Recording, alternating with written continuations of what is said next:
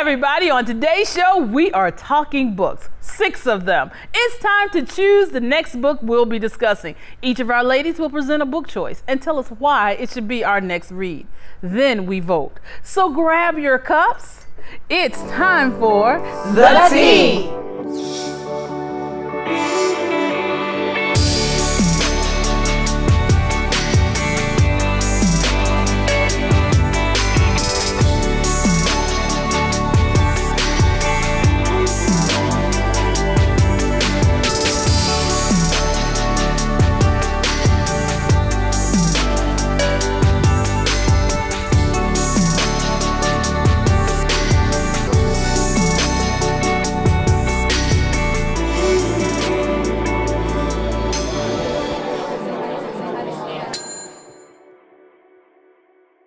Dina, you are up first. What do you think our next read should be? You have 1 minute. Okay, so we should read Everybody Lies. Big data, new data, and what the internet can tell us about who we really are. Wow. And this is by Seth Stephens-Davidowitz, who is a data engineer and Harvard-educated economist. And basically, we think of the internet and Google as something that we use to find out about the world. And he's saying that actually it can be used to find out about us and who we really are. And that our search history is where the truth lies, not in what we say. Wow. So you're saying Everybody Lies is what you recommend. Ladies, do you have any questions? So I kind of have a problem with his research. Like, I write and sometimes I research stuff that the characters are doing. So if you use my search history, it's not what I'm doing. That's a good point. It's all about critical thinking and looking deeper in that way. But you don't have to agree with it. But it's interesting that this was used a certain way to find out about what people are up to. I am excited about this because it totally feeds into all my conspiracy theories. So, I'm interested to know, does he discuss where this information, who else has access to this information, and how they're using it? Privacy is an issue. And as a doctor, what I thought was interesting when I saw this is that there's a symptom in schizophrenia called thought broadcasting. And in a sense, that's what this is, using data to thought broadcast. Wow, that's amazing. So is there anybody else? Would anybody else like to ask a question for discussion? I studied politics at school, and also I'm in advertising. So my whole life is data. Definitely looking at it in every cross section that we can. So I think that's amazing, and that's definitely something I'm interested in. Definitely in my wheelhouse already. Right. Oh yes, my gosh, and I've that's heard amazing. of him. He's definitely very impressive. That's good. And whether you agree or not, I mean, that's what made Facebook big. It's actually the data. Exactly. Whether or not it's a... Dina, you had your time to sell your book. Let the ladies discuss and have are there any other questions, or someone have something else to add? That's interesting because when we're on Facebook and so forth, Facebook always suggests people that we know, we met, and we're like, how do they know I know that person? That's scary. Right, so but see, because well, all the he's showing emails that. and and it's like they know more about you than you know about yourself. And I was like, ugh.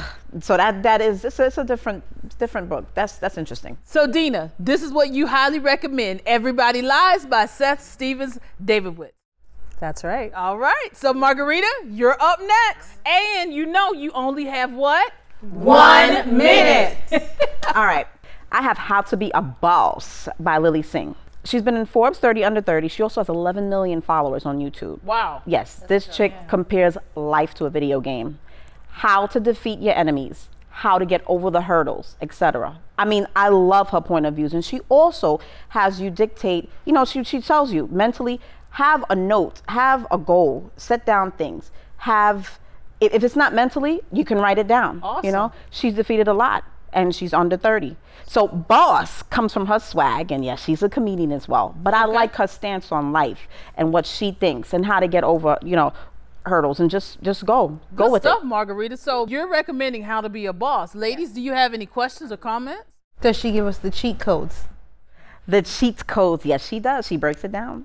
I'm not going to tell you all of it either, no. You've got to tune in. It's a good book. I love it. So this is more of a how-to book of overall how to get your life together, how to actually go towards your dreams realistically. So that's what we're looking at right here. Right. Okay. Right. All right.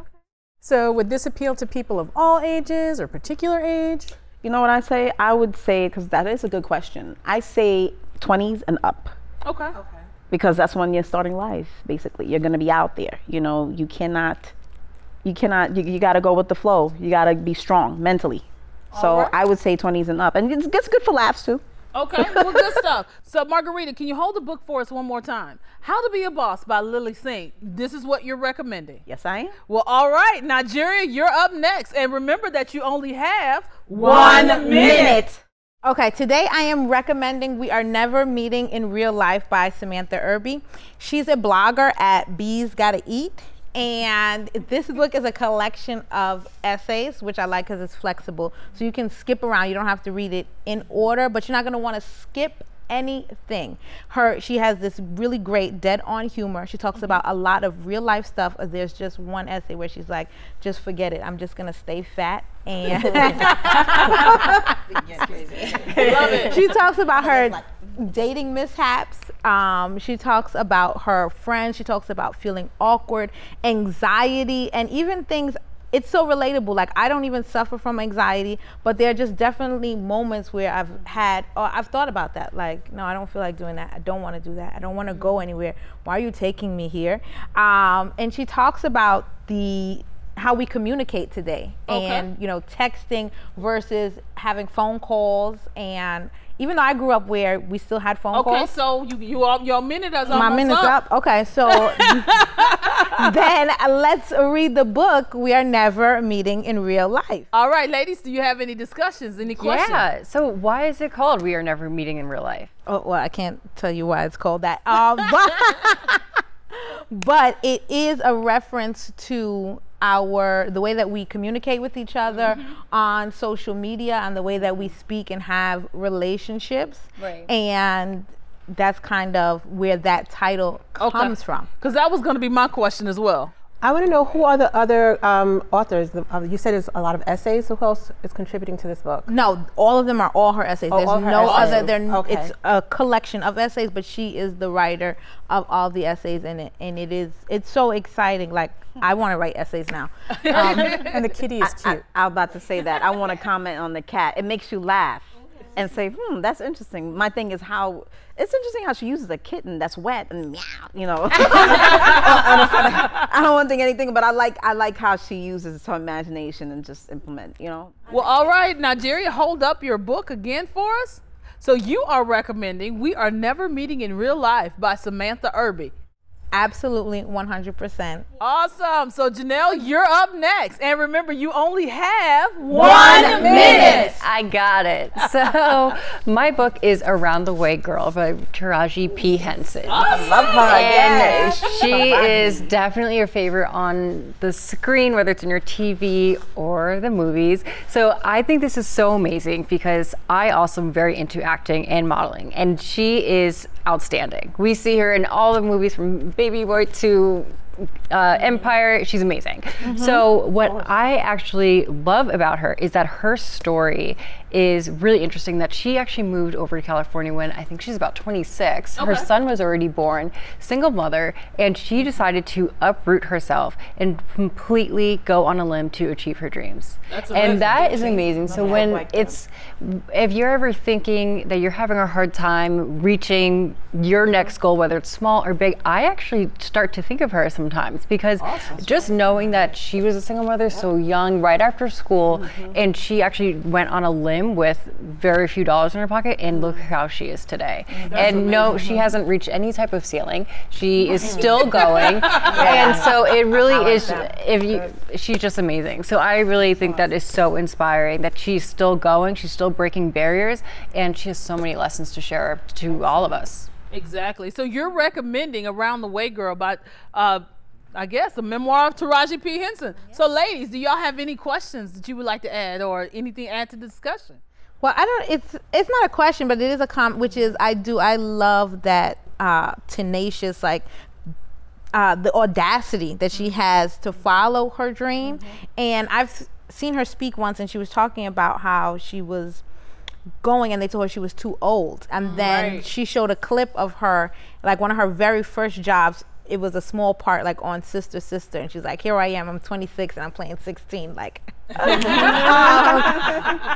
But she was able to do it, and so I think that that is like very exciting and inspiring. And I kind of would like some, because she's also played a variety of roles. Like you mentioned, just she's Baby Boy and Cookie, but she's done so many things. I was gonna say that. And that the CBS show.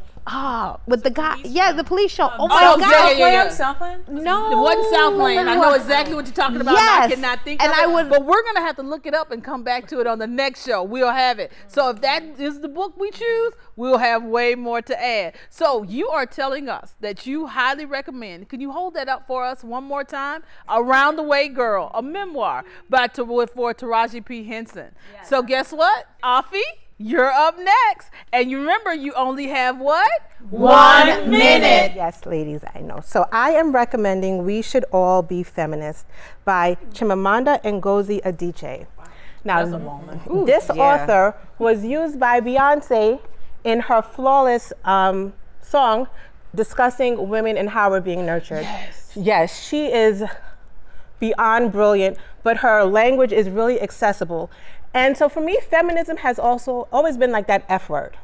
So I want to read this book and have a discussion, because I don't know how completely sold I am. Wow. So, okay, feminism has a lot of history and a lot of weight, and for us as women of color, we have not always been included in the conversations. Very true. Very true. And so we've had to force our way and make our needs and our demands known in this world.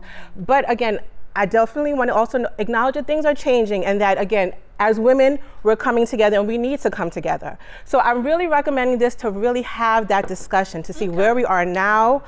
She breaks it down in a very accessible and practical perspective that I feel it's not as loaded with a lot of the, again, the reservations that other people may have. So again, I'm highly recommending her. Beyonce has already given us the thumbs up. So she is all about girl power and women empowerment, and I feel like we need to just be a part of that conversation, put ourselves out there. So the great prophetess Bay has said that who we should be reading. But ladies, so you so we are reading. Could you hold that up for me? I'm sorry, I can say We Should All Be Feminists. So you're highly recommending this. I am highly recommending. Okay. So is there anyone else that wanted to add to this discussion? Yes, I kind of have the question. I think maybe if we read it, I do have that question. Should we all be feminist? Should we really? Because when I was doing my BA, I gave up feminism. I took a women's studies class, and I was like, this, in a sense, kind of forces me in one way to choose myself over my brother. And so feminism is almost, in one way, to me, kind of white privilege. You can separate yourself from your man. This is what I want to go with. That title right there? Right, because again, we've been always fed the white privileged woman perspective of it, but here we have an African woman giving us a whole nother dimension of it and putting it into its modern context. So and she goes there. She selling again. You selling. So that other segment, that other segment that she's selling is what is called Black feminism. Right. So that is the difference of if we're going to Women's March, we should be able to root for women in our pink hats, but then we should also be able to wear a sweatshirt that says Black Lives Matter, and they go hand in hand. Exactly. And that is what's interesting about this. So hopefully that's actually tackled in this book here. Okay. Because that's important. All of you, but it's nice to see a Black woman taking ownership of feminism. Exactly. Because the whole march against Trump with the pink hats was organized by Black women, even though it wasn't sort of perceived and presented as something being organized by Black women. But it was a feminist march. It was a feminist march. So ladies, you highly recommend, if you hold your book up for me, please, you highly recommend We Should All Be Feminists as the next book we choose. Yes, I do highly recommend. So I guess, all right, sounds like it's gonna be juicy. Now it's my turn to recommend a book. And I already know I got what? 1 minute. And I'm getting ready to mess y'all up because my book is nothing like y'all's. Mine is the African American Heritage Cookbook, which has traditional recipes, and they're actually coming from Tuskegee University. So not only does this cookbook talk about Tuskegee University, but it goes into all the stories behind the recipes, like when they would serve it. George Washington Carver, they talk about his favorite drink. They talk about how he had a garden at the school at Tuskegee, how they went and they picked all their vegetables. It even gives you some detail. It gives pictures. It gives like Sunday pot roast dinner. It gives you the recipe and a story behind it. I promise you, I have used some of the recipes. Now, the good thing about the recipes, they actually work. You know how you get some of these stories in some of these cookbooks and you're like, and then you try the recipe and it's like, that ain't it. Yeah. But the macaroni and cheese recipe, my God. We can't afford that mac and cheese. Right.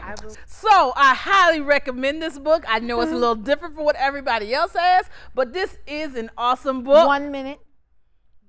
Okay, so y'all got any questions? Yeah. I got a question. Is it vegetarian and vegan friendly?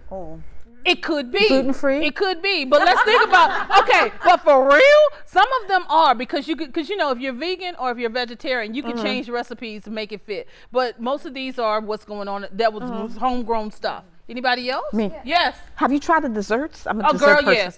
Don't start. Yeah, I have really worked through this cookbook. Yes, ma'am. I'm interested in while the food sounds great, but the stories, how in depth does it go, like with the founding of the school? Like I've read his memoir, and when he was working on the school and deciding that like blacks need to learn some skills and focus on trades. And so I'd like to see like it does the stories go in depth and it goes in depth for the meal. So when they had the meeting with Roosevelt, they talk about they brought how he had everybody in special cars and everybody in their cars had a driver. So that was not normal for African Americans at that time. So when his entourage from the president's entourage came, they put on this big show. So it tells a story about how they presented themselves, what they served.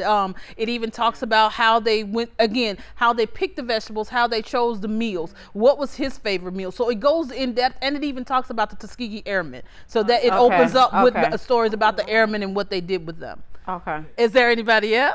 Does the book go into farming and, again, people growing their own foods? I know right now organic is like the big, buzzword, but again, at this time, people were growing their own foods and providing for themselves. Right. Now, it doesn't go into, let's say, the organic point of it, but it does talk about them having their own gardens because that was like a norm of that time. Exactly. So it's not like, be organic and let's how to do it. No, it just talks about what they grew on campus and what they used in their meals. Right.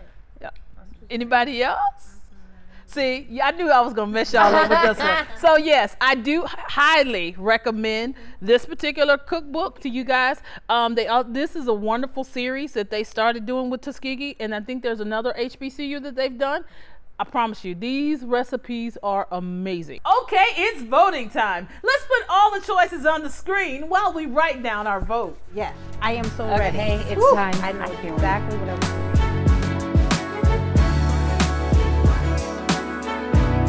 On the count of 3, ladies, we're going to reveal our choices. Are you ready for the reveal? Yes. All right. 1, 2, 3. Looks like we should all be feminists. It's going to be our next book for discussion. I'm excited to have a discussion about it. That's going to be a good one. Yeah, that's going to be a really good one. Okay, y'all, we have our next book. So read along with us and look for our comments and posts as we get ready to spill the tea on We Should All Be Feminists. We really appreciate you clicking in, and we hope you will help us keep the conversation going and growing right here with your ladies on The Tea.